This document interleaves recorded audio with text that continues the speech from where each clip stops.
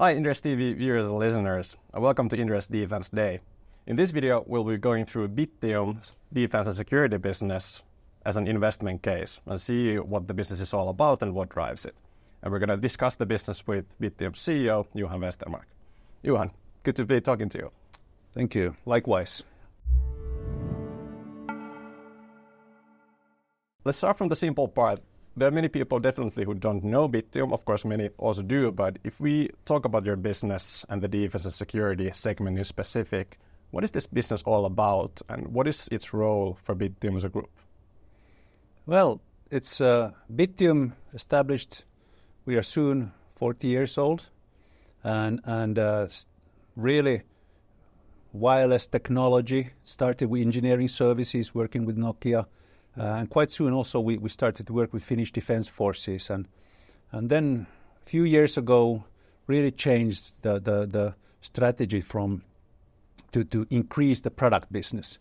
So we have really worked closely with Finnish Defence Forces and defense in general to start to build up our own product portfolio.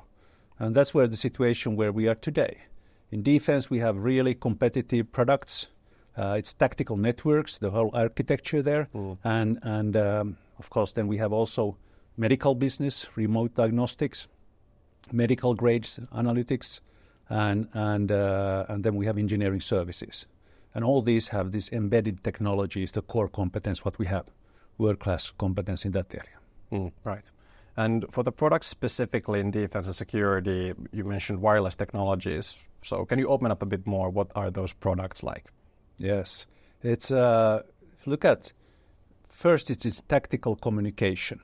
So we see at the moment in the world what's happening. Unfortunately, is really the demand for modernizing defense forces, and part of this is tactical communication. The communication network. How do you share information efficiently, reliable, securely? And this is the architecture what we have developed. This architecture includes. We have TACWIN, broadband backbone. We have phones, radios, and different phones around it. And this is the complete architecture that works together. And then we have the waveforms and everything linked to that. So this is what we have in the tactical communication. Additional to that, we have secure communication. We have software, security softwares. We have a phone devices. TAF Mobile 2, secure phone. So these are the examples of products and services what we have in the defense and security side. Would it be fair to say that if, as a consumer, you use your mobile phones, you have the network to communicate with it, you have a similar solution just for the defense and security sector where you have to be a bit more secure with the communications? Yes. Cutting some corners. When it's coming to tactical communication, it's quite different. It's mobile phones, of course. It's what's working, what we all have, working one way. But when it's coming to defense, making sure it's secure, changing waveforms and the lengths there, so to make sure it's reliable and nobody can track it and so forth. So from one part, yes, but quite different. Yeah, for sure. And since you have many businesses, you also have the medical side. How important is the defense and security for Bittium as a group? Defense and security is really important for Bittium, and we can see the products, and we have also invested a lot in developing the products. Now we have the products; they are, you could say, they are ready. Of course, they always need to improve. We're talking about software-defined radios. Talking about lifespan is 10, 15 years. So it requires modernizations, software updates, and so forth. But at the moment, we have the architecture in place, so it's a good foundation to build the growth. Right. So even if you're not a full pure-play defense and security player, it's still a significant business for you. Yes, and we changed the organizational structure beginning of this year towards independent business segments. So we have defense who's really running the business by themselves, and then we have the medical, and then we have engineering services, which is the consulting. Right. Moving on to the market and the market drivers, what kind of trends do you see overall for your specific niches in the defense and security? Well, the unfortunate what's happening in the world today, is something, of course, we don't see. It's not a positive thing. But if you look at our business, from our business point of view, it is something that clearly governments are starting to see the importance of defense. Strengthening their defense, especially in Europe, is something what you see at the moment.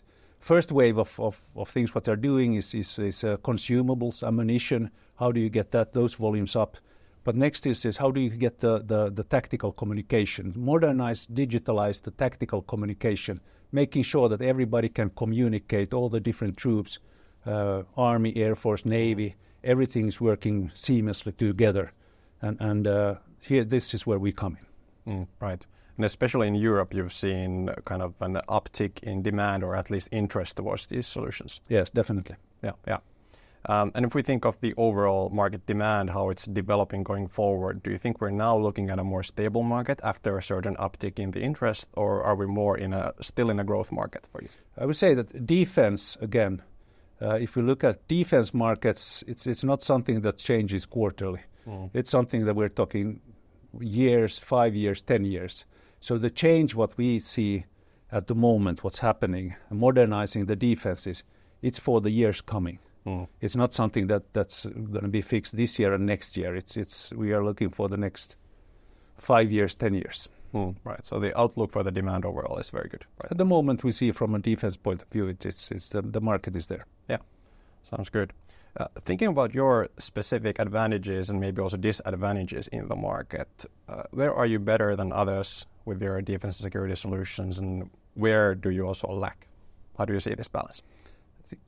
Where we are, the strength is really the technology. Our products, the architecture, what we have developed, that is world class, maybe the best in the world. If we look at the challenges, what we have, we are still in the defense sector, small player. And here we come in, and it's something we look for partnership. We're working together with other companies to really being able to catch the market opportunity and grow. Right. Going on to your strategy and the way you create value for shareholders, if we just start with the strategy in the defense and security segment, what kind of choices have you made? What have you left out, and what have you decided to put focus on? Part of the strategy update, what we did last fall, is that we changed. The company came from an R&D phase, developing new products, really high-skilled engineering. What we have, the people what we have are real experts in their area. And this phase where we came from is as a result, we say the products what we have today. Now we have changed it towards a more business-oriented model, so we will actually focus on the existing products what we have. We have good customers, we have good products.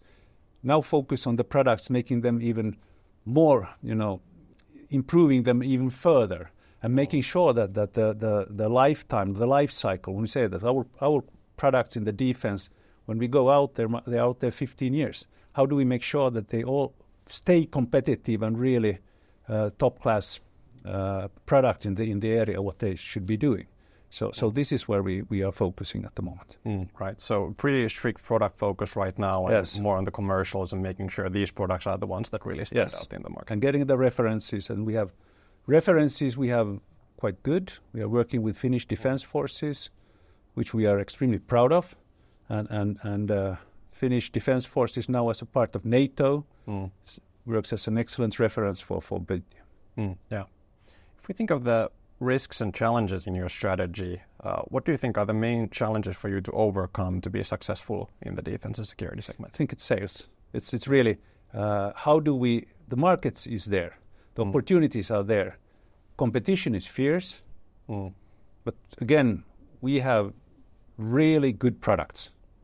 So now we just have to focus on the sales and see how do we approach the markets? How do we capture the opportunities that's out there? And that's coming through different partnerships and working together with other companies as well. How much of this is in your control? Obviously, in the industry, there's also a political aspect. Many countries buy from local suppliers, and going from another country might be a bit difficult. How much do you feel that you have in your control to drive through these challenges? Of course, this is not you are right in that it's local. There are local players, but also part of how do we approach the markets. For instance, we have in Austria, we have Austrian Defense Forces. We have a good cooperation with a system integrator in Austria who's working. So they have the local part there, and we work together with them. Same thing is Estonia. We have a good cooperation with the Estonian Defense Forces, and there we have an integrator there we work with. So coming back to selecting the partners, working together with local partners to be able to access the markets. Right. So even if not everything is in your control, you have some tools to kind of go around. Yeah, it's always things. When you come to sales, it's not in your control. You have to do the best, be systematic. But my saying is, make sure you have the best products, which we have, and then have a really good best references, Finnish Defense Forces, which we have. Now we also have Austria, Estonia. So this is a good foundation for growth. Yeah, sounds good. And then in the end, how does all this create value for the shareholders? You mentioned that you've been in the R&D phase earlier on, and now you put more focus on the commercialization of the products. Are you going towards a more growth-driven strategy now? Is it profitable growth? How do you think your strategy is sort of paying off to shareholders? What kind of story should investors be looking at when looking at Bittium? I would say that at the moment, as I said, really the challenge is sales. We have good products, good references, good customers. Now the focus is on sales, growth, to really capitalize what we have developed, the products, what we have out there. So the clear focus is on growth at the moment. Yeah, and I guess at least after some years, then the profitability should be a natural follow-up from the growth. I would say that at the moment, what we did, we updated the strategy last fall.